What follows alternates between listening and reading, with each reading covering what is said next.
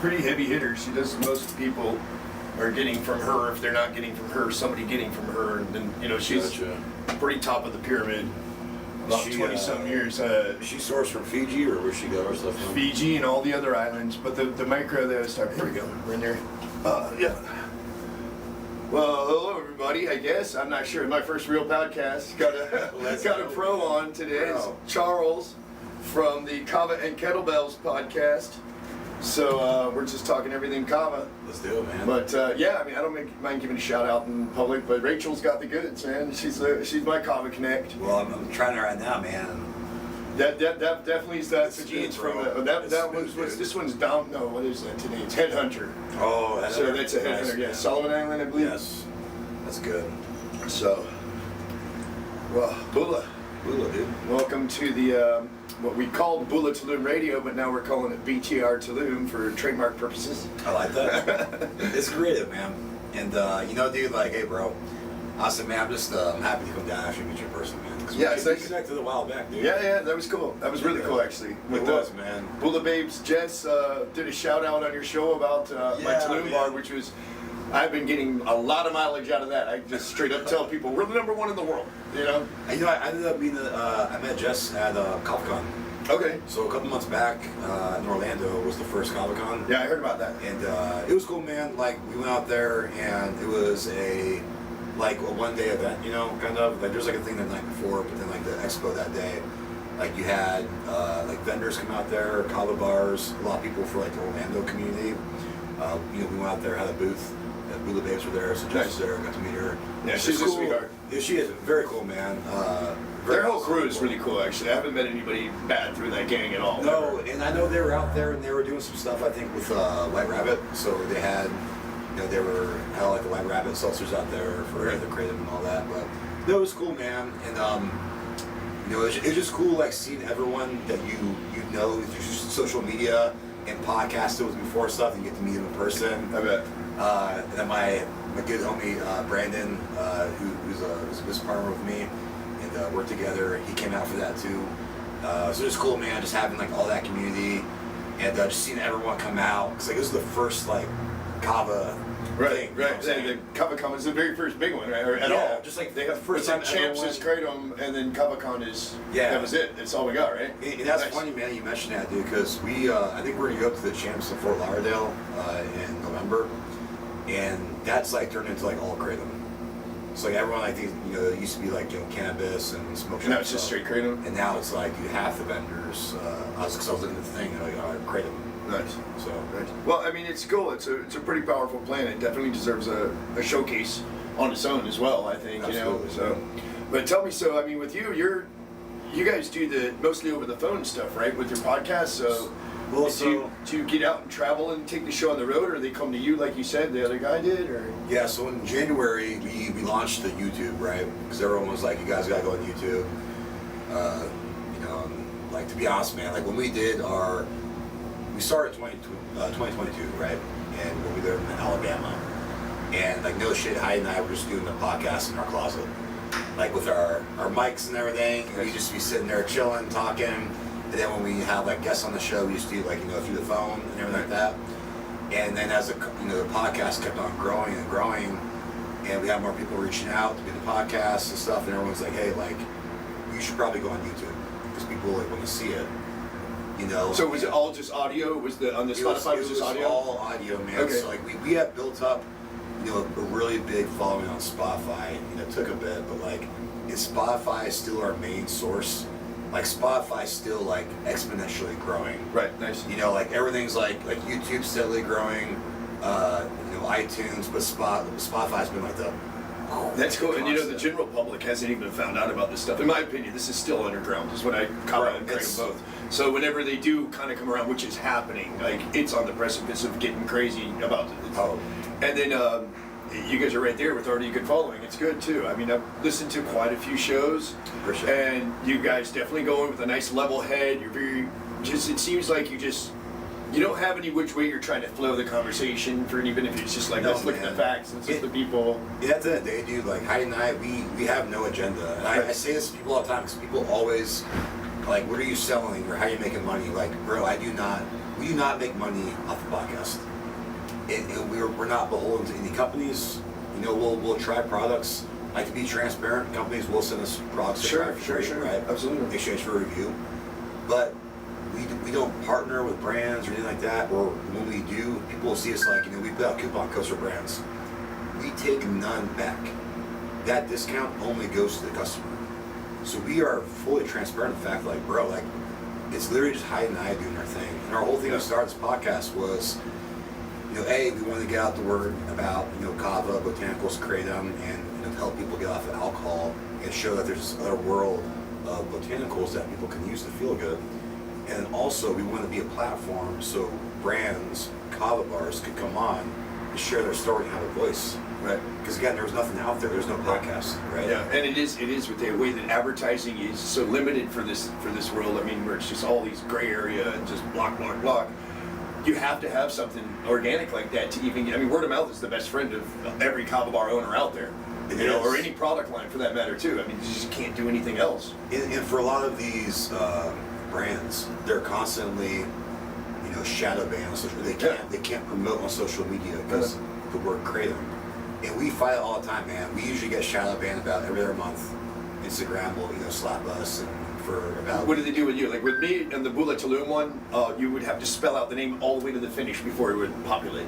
Like they wouldn't, like it could be just short one letter and it was not there. Stuff like that, or we'll notice like we'll have very high engagement, right? And the account will be growing, and we're getting, you know, like our stories will have, you know, 500 views one day, and then the next day, we'll make a post about kratom. It will get like 30 story views, you know, 20 likes on posts when usually we're getting 100 plus, you know. And then we know, all right, cool, because we posted something about kratom. Right. Now we're in, you know, Instagram jail for, you know, usually like about a week or two. Then the traffic throws back up. So I had the pleasure of, I mean, I did my first 2 bars. I used Bula Tulum as the Instagram. I just did the same one because I'm like, I don't really like doing social media personally. I hate looking at the screen. I'm like, I'll just put them all on one, right? And so that was the thing. So that one got banned from doing any kind of paid boost years ago. A long time ago. I think the final straw was when I did something about COVID at the beginning, and they were just like, man. And so I can't use that for anything. And then, as I told you about earlier with the trademark issue, I had to rebrand this bar in Austin. It can't be Bula Tulum, so it's Tulum Botanical Bar. So it came with a whole new Instagram, which I don't say kratom ever on there. I mean, I just you can't, man. Yeah, and you can't. And then so right now I'm able to do some boosts about like our events and stuff, but they're so stringent. Like, we tried botanicals, that one get you caught. What's the other word? Elixir, get you caught. And then I tried just tea. And they wouldn't let me do a paid boost for tea, so we got stuck with like non-alcohol beverages. That's where like, it's a constant game, dude. And that's the thing. Like for a while, like you said, we were doing Elixir, but then Elixir started getting, you know, the social media slap, right? So it's a constant game. So like, again, man, these companies like. It's so unfair, right? Because it's hard for them to advertise. It's hard for them to get the word out, to actually talk about their product, because they have to be so cryptic about it. And so someone who's never seen kratom, right? Then they're going through this Instagram and they're like, well, what is it? Right. Yeah. So that right there, it already cuts off the education gap. Right. Which is a huge component of making people understand this the right way and not having fear about it. Yeah, man. I know like TikTok is a little bit better, but like we made a TikTok, man, and like, you know, I'm sorry to people out there, but like, we don't really keep up with it just because I don't like it.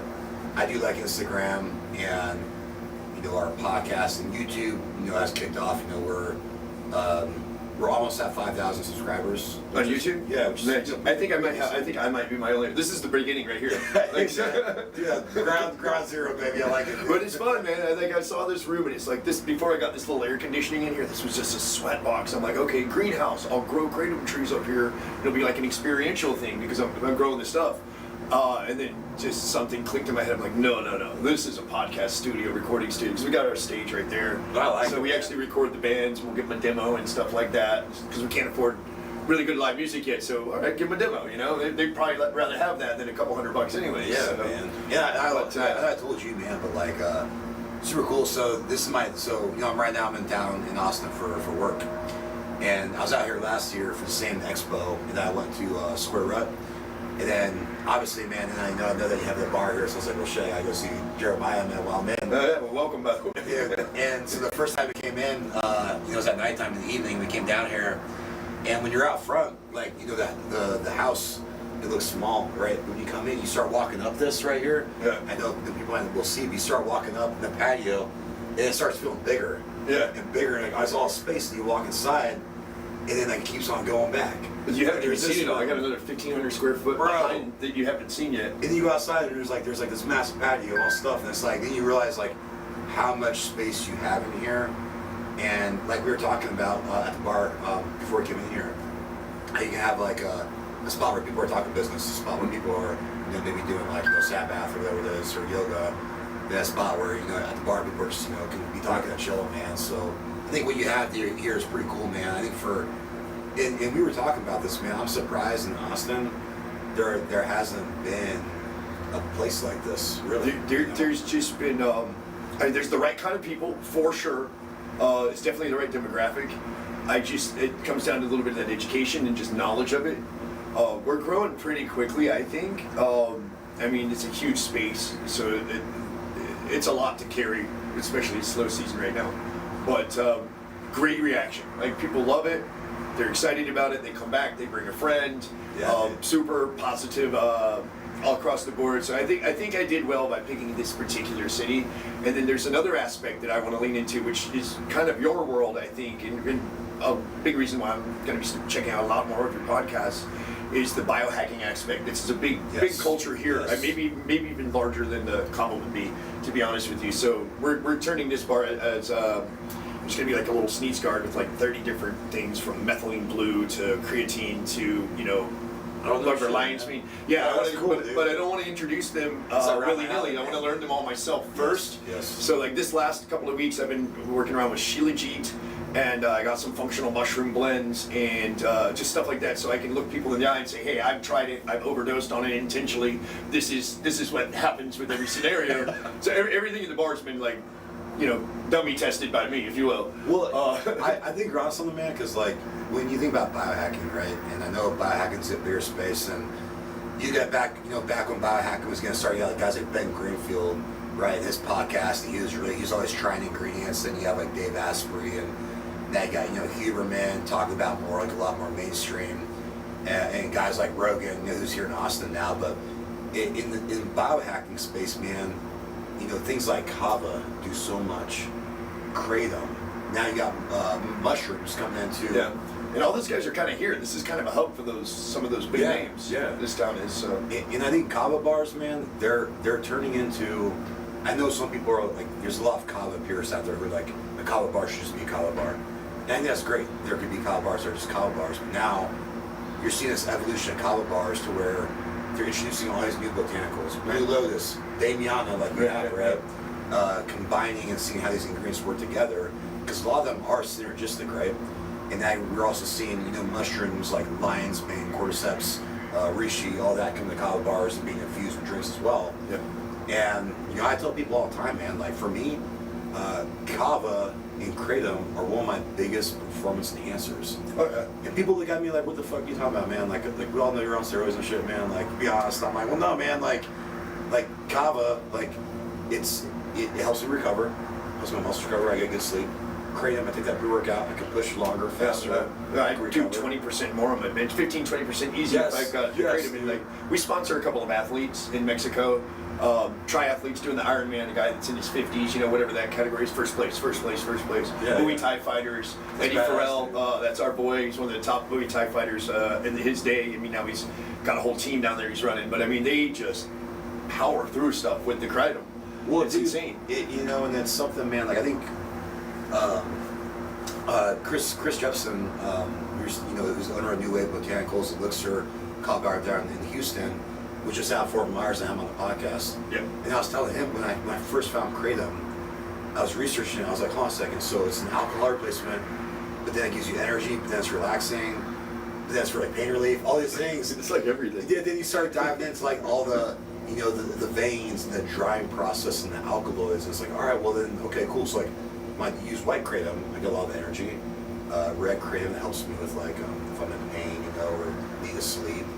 and an extract can be used here and there. Like a really good extract sometimes for me is a very like hard workout day. If I have like an extract, I can push a lot more. And it's just so cool, man. These plants have all these uses and benefits, and so for biohackers, biohacking community, it's like it's a candy store. You know what I'm saying? What's interesting is even that community, which is pretty well versed, a lot of them are unaware of Kava and Cradle still. You know what I mean? It feels like they're just this hidden gem that's just floating around out there that you just got to stumble on, and once you figure it out, you're like, okay, this is on, right? But even those guys, I've had people in Tulum that were, people were running retreats, like high level people running these wellness retreats with like that kind of stuff. And I introduced them to Kratom or Kava, and they're well, let them know Kava, but the Kratom was new a lot of times. And they're like, I've never heard of this. How did I never hear of this? So yeah, I'm trying to learn slowly all of the different versions of different botanicals and whatnot. It's crazy because like I'm still learning too, man. And even just from talking with people, I still find how they like to use things. Like for me, like I never like combining Kava with caffeine.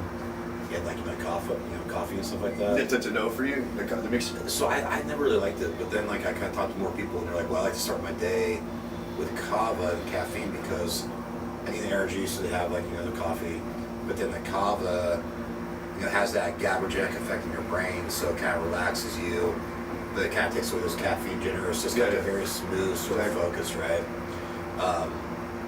And I think too, like even going back to what we're saying about like the growth and stuff like that. Like I think us in the community, like we love these plants and we want to see them grow, and we're like, why aren't people catching on to this? And I do think like there is a big growth right now. We're seeing more and more Kava bars come out. We're seeing more like name brand, like Lalo now is in Sprouts, right? Right. You have Mitra 9, pretty much in all these places across the United States, but the market is still so small. Yeah. You got everything else, man. And it's like there's still so much growth, and we're still like on a very, very early adaptation. Yeah, and there's nothing that's a household name yet. There's no Starbucks of that world as of yet, which is kind of cool being in the business side of things, because nobody's really, I mean, there's some big companies out there that have a hell of a head start, but nobody's really grabbed the attention of everybody yet. So there's an opportunity for some lucky, person that does it right and puts something together to just be that guy that just, here we are, we're everywhere. And like that's, I don't know, it's kind of interesting for me. Like it is, man. I even look at like what you're doing here, man. I mean, like, bro, like you have Kava bars out in Mexico. No one else is doing that, right? You know what I'm saying? Like no one else has a bar in Tulum in Mexico City. And I may be the only multinational Kava bar. It's like even that's cool in itself. Like so you already, like you started kind of that, but now even here in Austin, like you have so much room to grow here. Because right now there's what three Kava bars in Austin. There's actively right now 1, 2, 3, in Austin. 4. There's another one, Tano. It's like a little truck right on 6th that they opened up part time. Oh, cool. I think they're dealing with some city stuff right now, but they also do Kava, they do Canna, and they do some mixology as well. So there's, nice. But there's, I mean, effectively 3 or 4 is what you're really looking at. So you like, bro, you have so much. And like Austin, we're in Austin, which is a massive city, and it's like everyone's coming here. Everyone comes here for, to go check out Austin and stuff. And it's cool because we were talking about this before, how because you opened in December and still new, but like you get to build your own base here, right? Your own regulars and all that, and your own culture and vibe.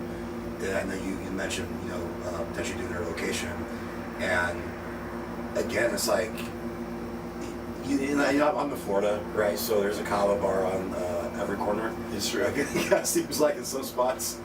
But that's why I think it's exciting that a place like here, like in Austin, man, it's like you're on the forefront of it. So you get to kind of drive that culture, right? Yeah. You get to kind of drive that growth of bars around here. Yeah, I don't know if I'm doing things wrong or right, because I know that I went down to Mexico. I'm like, cool, I'll be the first one there. 6 years later, I'm like, wow, nobody's down here yet. If you look at a map of all the Kava bars in the U.S., just North America, it's like everywhere, it's speckled all over the states, and then two of them, and that's it. Actually 3. I do supply some folks in what's their city? In Monterrey. There's a Quarto Botanico. I sell them some products. So there's a kava bar in Monterey, Quarto Botanico. Interesting. Okay. So, but they got all good kava and kratom because it's coming from me. So That's right, man. Good stuff. But at the same time, man, you know, there's, especially with kratom, right? Like, there's a lot of issues around it. So we know right now, like even in Texas, you all just had the kratom, you know, kind of scare about potentially banning it. Still illegal in 7 states, I think, right now. Kratom is. Like, you know, Alabama, where I was before Florida, was Kentucky, illegal, you know, places like that. So Arkansas. I think that's still like a barrier, right? In some sense, in, you know, a 7-0H now, because a 7-0H now has this whole scare. When people Google kratom, they're like, oh, 7-0H. Right. They get the scary stuff first. Yeah. And it was bad like that before because you get that one study that was all faulted from decades ago that was, you know, everybody dying off kratom and also the kava one. The kava one too. But yeah, with the 7-0H is getting a lot of publicity, like negative, and it's interesting stuff. Have you ever tried it? So I refuse to try 7-0H, man. I've tried it. I've been on it for a few months. Really? And because of my neck thing. And see, but that's a different use case, man. It's different. I'm not doing it recreationally. Definitely exactly. not. That's what I'm saying. But the other day, this is just something that this week came to pending. You know, you hear about this stuff, and I take people's word on it. I mean, I met a woman from Johns Hopkins at the Senate hearings that was, you know, highly educated, probably the most educated person on kratom ever because she's been doing studies for 12 years. And she was like, yeah, that stuff's dangerous, you know, it needs to be prescribed. So I'm thinking, okay, I don't want to end up, you know, having an issue. So 3 days ago, I just said I'm just going to stop taking it. And I didn't. I didn't have anything going, nothing. I mean, I'm drinking my regular kratom tea, so that probably hedged it. Yeah. But I didn't have any jonesing, didn't have any effect. And I was taking up to, I mean, it got up to probably 100 milligrams a day. Wow. That I was doing, really, I just nibbling the, I had 75 milligram tabs, so it's 75 a day, because I was taking one throughout the day. You know, at night to sleep, morning to wake up. But I thought I was going to have something, anything.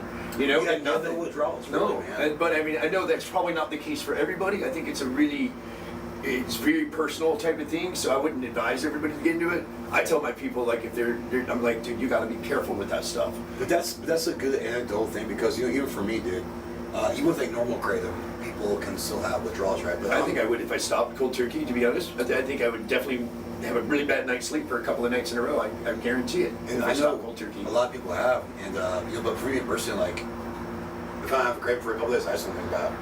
Like I can take or leave it. I enjoy it. I use it about 4 or 5 times a week, you know.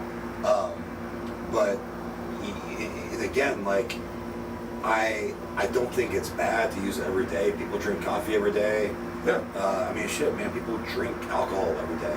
Yeah. There's a lot of worse stuff out there. Yes. And this stuff has just so much positive compared to the minuscule amount of negative, which is pretty much self-inflicted by abusing it. Yes. I mean, there's not anything that really happens regularly doing it that's a negative at all. You know, you have to overdo it on your own. And bro, like, people will abuse. I mean, people abuse food. People abuse, you know, caffeine. People abuse anything out there. You know, alcohol. Dude, I would say a lot of people abuse alcohol. They might not think they're alcoholics. But I know a lot of people where if they don't come home every day, if they don't have a drink, it's not a good thing for them. Yeah. I mean, across the board. I mean, even something as chill as weed. I mean, my dad's grouchy if he doesn't smoke his toke of his joint, you know. I mean, he's not out there smoking all day long. I mean, he's a pretty mellow guy, but I mean, I'm not saying that's abuse, but I mean, you know, it's a daily thing, probably, at least a little bit. That's a bad example, because I'm not saying he's abusing it, but it affects his behavior, you know, if he's a little bit grouchy, if he doesn't do it, you know. Well, I think if you need, like, you know, I don't know, man, like, I look at some things, and, you know, like, for me, like sleep, right? I've always struggled with insomnia, really bad. At one point, you know, I was prescribed trazodone quite a bit, which, like, trazodone, have a love-hate relationship with, because it's amazing for sleep.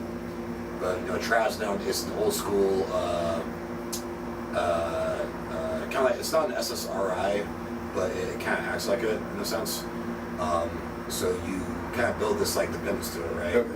And this kind of reliance on it. And this is back when I was in the military, so I couldn't, you know, smoke weed before bed. And I remember just being like, man, I cannot wait till I get out, because I can get off trazodone and I can sleep, because I've always had really bad sleep issues. And now, I mean, I'm not gonna lie, man. Like for me to have a really good sleep, usually before bed at night, I smoke or take a gummy or whatnot. And yeah, you could say I'm, I guess maybe dependent on that, rely on that. But at the same time, it's like sleep is very important to me. If it betters your life, I mean, that's the thing, and it doesn't have any negative because of it. There's so many. I'm addicted to water. I'm drinking every day. I can't not do it. Exactly. I have to have water daily, and I crave it if I don't have it.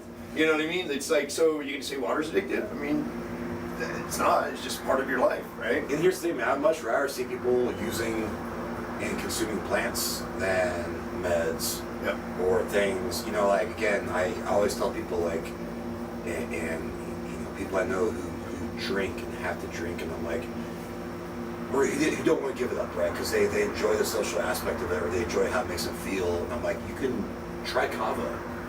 Like I know it doesn't taste the best, but you can do things with it to make it taste better. Like I just had, one of your kava drinks that you made me, it tasted fucking amazing, right?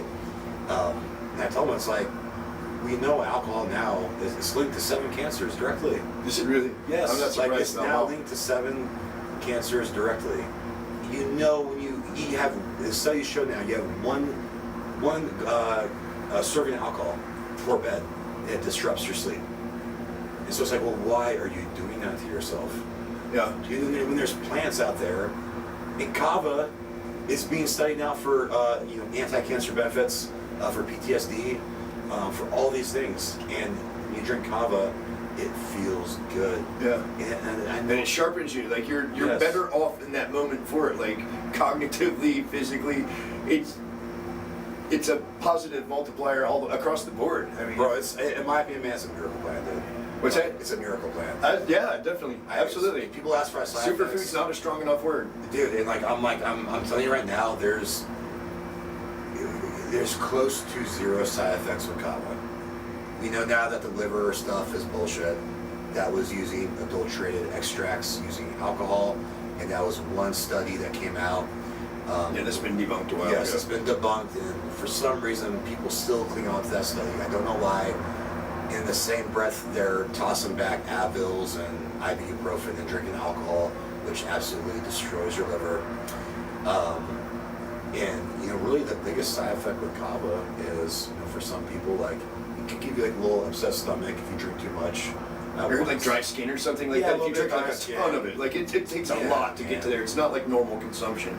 Like for me, I like kava, but I like it mixed with my kratom. I don't really generally do kava by itself very often. I'll do like a red kratom more for my sleep and stuff like that. Yes, I'm a kava hog, man. Like I like usually I got home, I drink kava every day. Okay. And I just make traditional kava, or I have micronized. What's your favorite style? My favorite cultivars are usually Vanuatu. Okay, yeah. Or I like a Fiji for the balanced effects, especially if it's daytime. But usually I go for more of a Vanuatu because I tend to drink it more in the evening, so I like a little bit more heavier of a cultivar to kind of help me sleep. Nice. But again, man, if I'm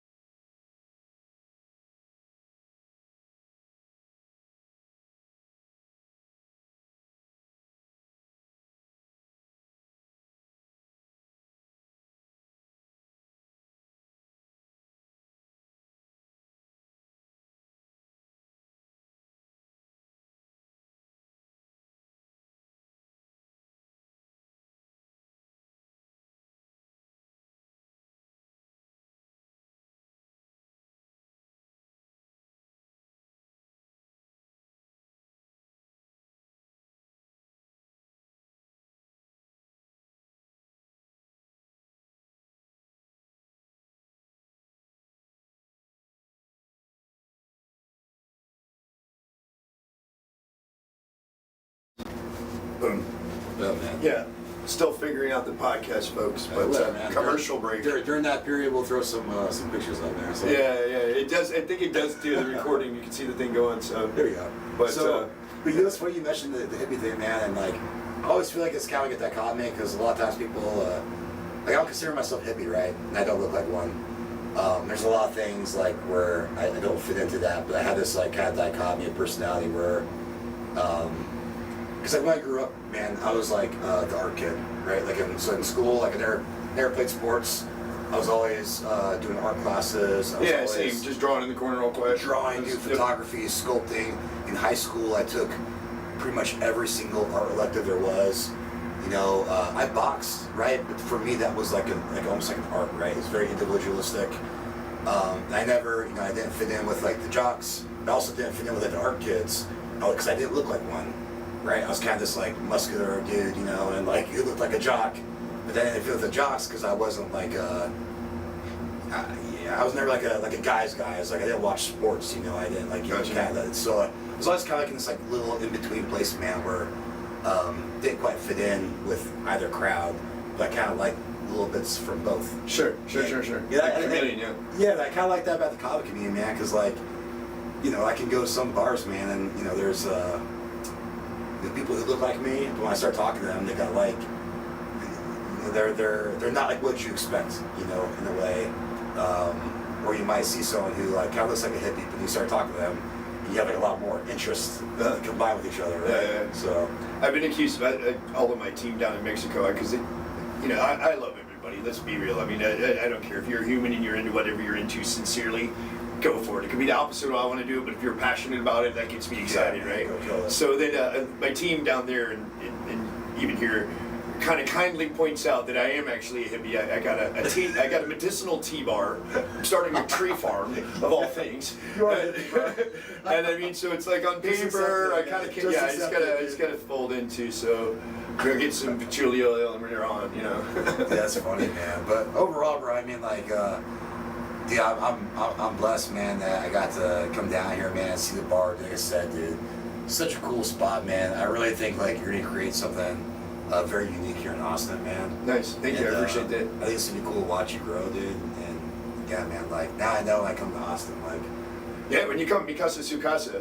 Yeah. I'll show you after we're done here. I'll show you the rest of the property, and I'll show you what the cocktails look like too. We'll give you kind of a little tour of what the real deal is. Oh yeah, bro. But, I'll take some videos and some pictures, man. It'd be cool, dude. But like, brother, I appreciate it, man. I was just like, like I said, man, this community's so cool, dude, and just. Doing Kava and Kettlebells has allowed me to meet people like you, man, and I can go to a city and go to a Kava bar, and there's usually like a mutual connection or someone like we know through the podcast or whatever, man, and it's been sweet. Nice, yeah, and everybody, all two of us that are on there, we'll post all your stuff. It's Kava and Kettlebells on Spotify, same on YouTube, Kava and Kettlebells. Yeah, so Kava, if you want to reach out to us, Instagram's the best way. That's Kava_Kettlebells. We do our best to hit back everyone on DMs and stuff like that. Then like I know I mentioned TikTok. I'm not really on TikTok, so don't go there if you want to hit us up. And we have our website, so kavaandkettlebells.net, and that has all of our media on there, along with our email. If you want to reach out for like any podcast stuff or to get together, you can hit Heidi and myself up on there. Nice. I'll put one thing I'm doing with the new website is I'm trying to include, let's call it our partners, our whatever you want to call it, friends. So if it's cool with you, I'll put under our media section, I'll put a link directly from our drop down into your guys' stuff, because if you guys want to get educated on a number of things, but definitely on Kava and Kratom or any of that world, these guys have talked to some of the smartest people out there and have a wealth of information at your fingertips. So I'll definitely make that available for everybody. And Charles, glad to have you. Sure, my pleasure. And we'll go do a bula and show you the space. Let's do it, man. All right. Yeah, that was cool.